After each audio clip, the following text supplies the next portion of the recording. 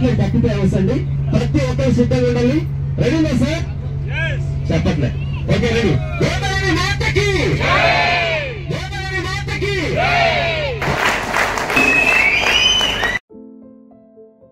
Hi అండి, welcome back to our channel. ఇవాళ మన తెలంగాణలో ఉన్న భద్రగిరి రామయ్య సన్నిధం దగ్గరలో ఉన్న పాపికొండలకు ఎలా వెళ్ళాలి, అక్కడి విశేషాల గురించి మాట్లాడుకుందాం.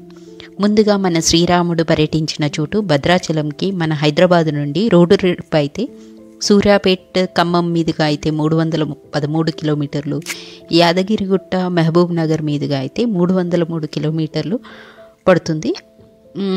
మొత్తంగా 6 నుండి 7 గంటల్లోగా మనం భద్రాచలంకి రీచ్ అవ్వచ్చు. అదే ట్రైన్ ద్వారా అయితే మనకి మనుగూరు ఎక్స్ప్రెస్ అలా ట్రైన్స్ ఉంటాయి. సికింద్రాబాద్ నుండి 11 గంటలకు బయలుదేరితే 6 గంటల్లోగా, మరుసటి రోజు 6 గంటల్లోగా కొత్తగూడెం రీచ్ అవుతాం. ఆ కొత్తగూడెం నుండి 90 రూపాయలకు షేర్ ఆటోలు ఉంటాయి, భద్రాచలంకి రీచ్ అవ్వచ్చు. ఇక భద్రాచలం రీచ్ అయ్యాక అక్కడ రిఫ్రెష్ అయ్యి శ్రీరాముని దర్శించుకొని అక్కడే నిత్యాన్నదానం చేస్తారు, లేదా మనకి హోటల్స్ కూడా ఉంటాయి. హ్యాపీగా లంచ్ చేసుకొని 40 కిలోమీటర్ల దూరంలో ఉన్న పన్నశాలను కూడా దర్శించుకొని ఆ రోజును ముగించుకొని మరునాడు మనం పాపికొండల ప్రయాణం చేసుకోవచ్చు. అయితే ఈ పాపికొండల ప్రయాణానికి బోట్ బుకింగ్ ముందు రోజే చేసుకోవాలి, లేదంటే ఇంకా ఆన్లైన్ బుకింగ్స్ కూడా ఉంటాయి. సరే, ఇక బోట్ ఎక్కిద్దామా? అయితే ఈ బోట్ టికెట్ మాకు 1200 పర్ హెడ్ పడింది. ఎక్కడైతే మేము భద్రాచలంలో బోట్ బుక్ చేసుకున్నామో అక్కడి నుండి బోట్ స్టార్టింగ్ పాయింట్ అంటే పోచారం వరకు వాళ్ళే తీసుకెళ్లారు. అక్కడ ఎర్లీ మార్నింగ్ మాకు టిఫిన్స్ కూడా పెట్టారు. అందులో ఇడ్లీ, ఉప్మా, టీ ఇలా ఇచ్చారు. ఇక ఇలా గోదావరి సినిమాలో హీరోయిన్ ఎక్కుతున్నట్టుగా బోట్ని మేము కూడా ఎక్కామండి. ఇదిగోండి, ఇదే మా బోట్. కిందంతా ఖాళీగా ఉంది, మేమంతా పైన కూర్చున్నాము. మేబీ ఎక్కువ మంది జనాలు వస్తే పైన కూర్చోపెడతారేమో, కానీ మొత్తానికైతే ప్రతి ఒక్క బోట్కి ఒక లిమిట్ అంటూ ఉంటుంది. సో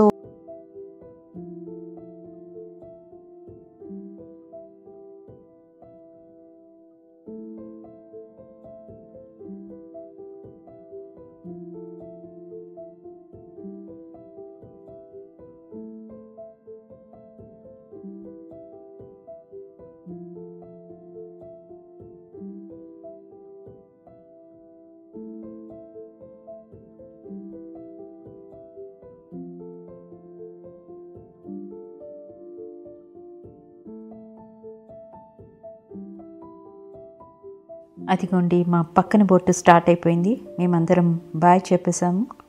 ఇక మా బోట్ ఎప్పుడు స్టార్ట్ అవుతుందా అని మేము వెయిట్ చేస్తూ ఉన్నాం.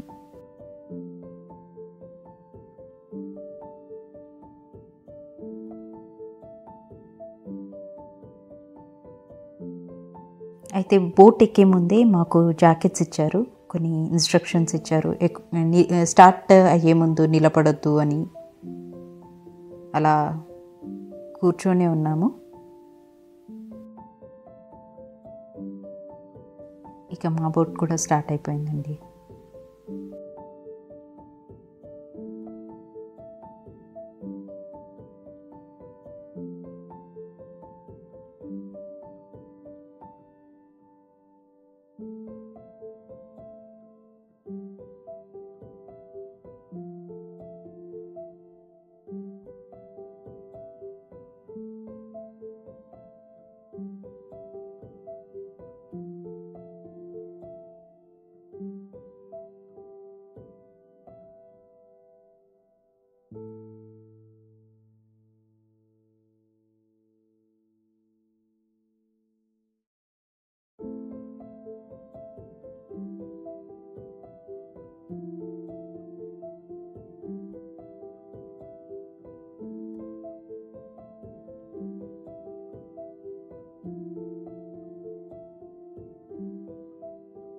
శీతాకాలంలో అంటే డిసెంబర్ నెలలో ఈ ప్రయాణం చాలా బాగుంటుంది. మేము అలాగే వెళ్ళాము.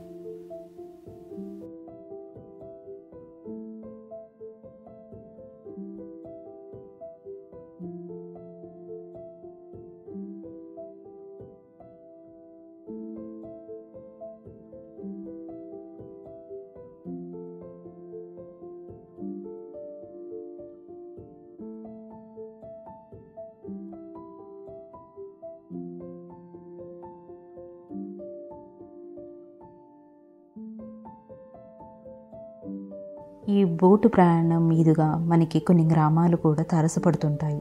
ఒక్కో గ్రామంలో 6 నుండి 7 కుటుంబాలు మాత్రమే కూడా జీవిస్తారట.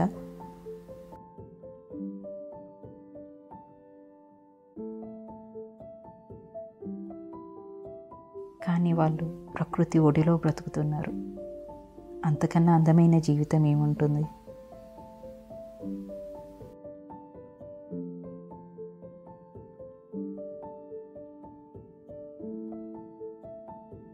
అక్కడ చూసారా ఇసుక తిన్న, దాని మీద మొత్తం ఎండు చేపలన్నీ ఆరబెట్టేశారండి.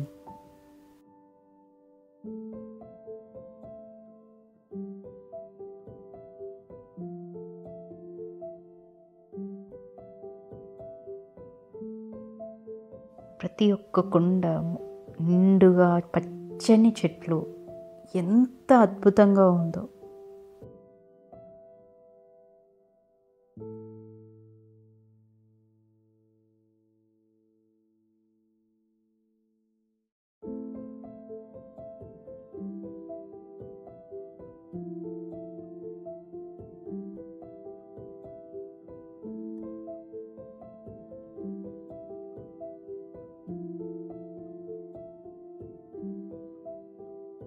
ఇలా వెనక్కి తిరిగి చూస్తే ఎంత దూరం వచ్చాము అనిపిస్తుంది.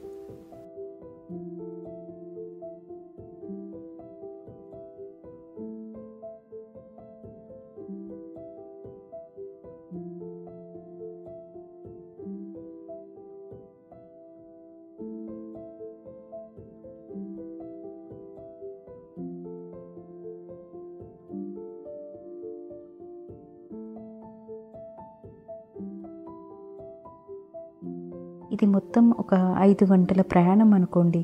2 గంటలు వెళ్ళడానికి, 2 గంటలు రావడానికి, మరియు 1 గంట పేరంటాలపల్లిలో మరియు లంచ్కి సరిపోతుంది.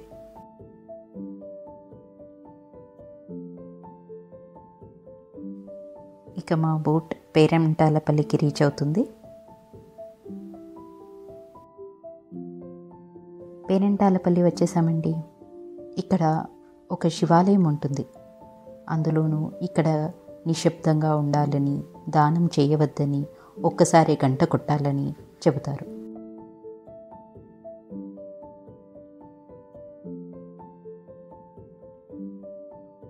ఇక్కడి గ్రామ ప్రజలు చక్కటి వెదురు కర్రలతో బొమ్మలు అమ్ముతారు, తేనె కూడా అమ్ముతారు. వీలైతే కొనుక్కోవచ్చు. ముఖ్యమైనది ఏంటంటే ఇక్కడ సిగ్నల్ ఉండదు.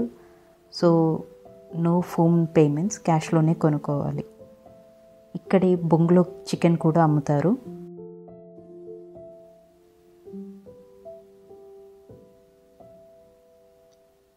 మాకైతే పూల బుట్టలు మాత్రం భలే నచ్చాయండి, తీసుకున్నాము. సో ఇదేనండి శివాలయం.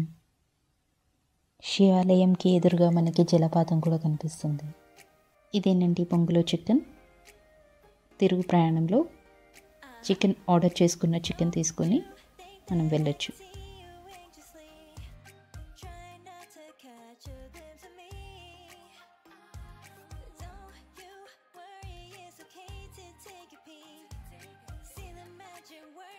ఇక మా తిరుగు ప్రయాణం మొదలైందండి. ఎంతో ఆహ్లాదకరమైన అనుభూతి పొందిన మా మనసు ఈ జ్ఞాపకాలను ముట్టకట్టుకుంది.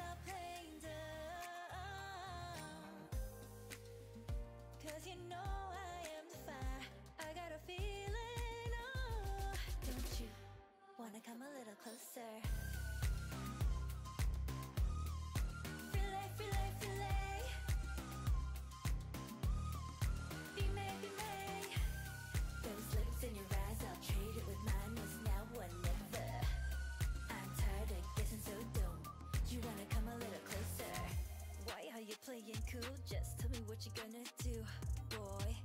Take my hands, draw me close, that's when you'll hear me breathing in the most. I see the trembling, baby, come and take a dose. I might change my mind, you better hurry.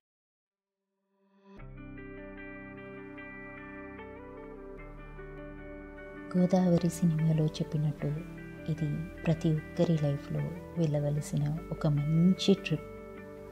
ప్రతి ఒక్కరి డైరీలో ఒక page దీనికి కేటాయించాల్సిందే.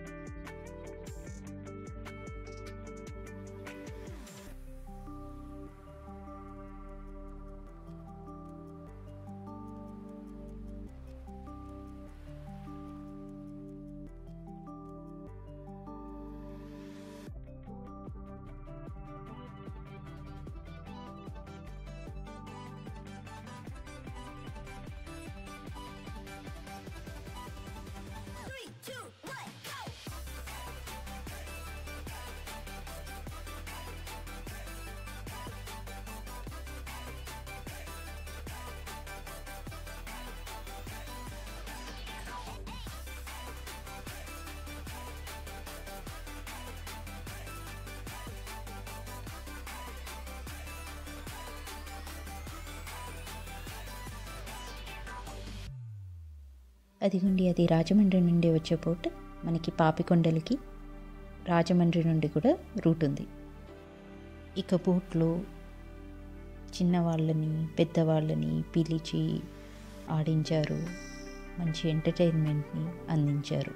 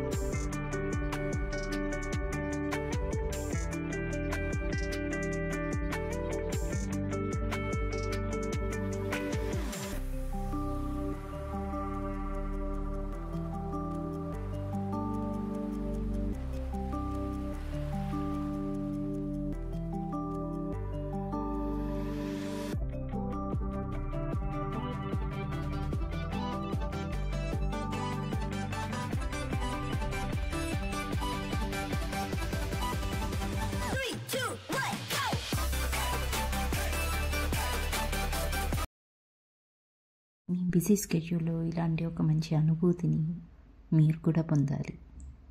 అందుకు ఏమైనా వివరాలు కావాలంటే comment చేయండి. బాయ్ అండి.